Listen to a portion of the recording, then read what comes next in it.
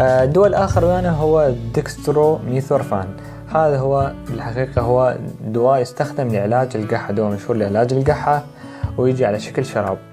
الجرعة هي جرعة لعلاج القحة من 15 إلى 30 ملغ، يعني تقريبا 4 مرات باليوم. هذا يستخدم لعلاج القحة، هو أغلب الأحيان يجي على شكل شراب قنينة. بس الجرعة العالية أكثر من 100 ملغ، يعني تقريبا قنينة كاملة، شيشة كاملة باليوم يشربها، هذا راح يتحول إلى مخدرات. وللأسف هذا منتشر كثير مجتمعنا، تلقى شخص مدمن على دواء القحة يأخذ باليوم شيشة كاملة مال الدواء مال القحة يشربها، فيعطي تأثير المخدر ويسبب مشاكل كبيرة جدا. المخدر الآخر هو حقيقة هو عشبة، نوع من الأعشاب يسمى القات. هذا القات ينتشر بشبه الجزيرة العربية وخصوصا باليمن، وباليمن طبعا غير محظور ولا يعتبر مخالفة قانونية أو لا يعتبر نوع من المخدرات، فمنتشر بشكل كثير باليمن، يجي على شكل عشبة. وطبعا راح نشوف مشاهد هسه حاليا يخلون العشبة بحلقهم ويبدون يلسون بيها. فهذا يعطي تأثير أشبه بالأمفيتامين، راح نتكلم عن الأمفيتامين. يعطي تأثير أشبه بالأمفيتامين وأضراره جدا كبيرة، ويسبب سرطان بالفم، احتشاء بعضلة القلب، ومنتشر بدولة اليمن الشقيقة.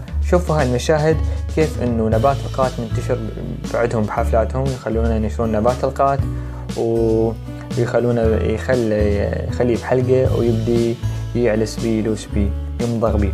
فتشوف حلقة منه منتفخ، وإذا شفت أنا واحد يمني تروح اليمن شوف حلقة منتفخ منه أنا ويلوت، تعرف إنه جاي ياخذ نبات قات، فادر بالك من عنده، لأن هو تلقاه خارج نطاق التغطية. خلينا نشوف هاي المشاهد.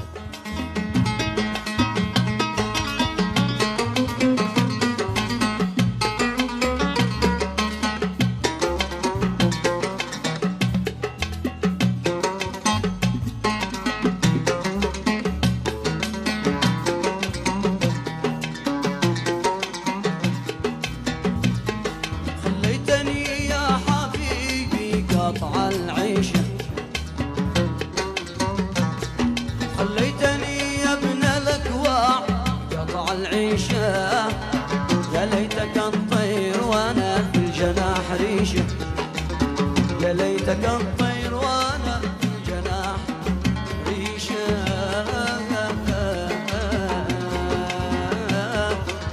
في الجناح ريشه.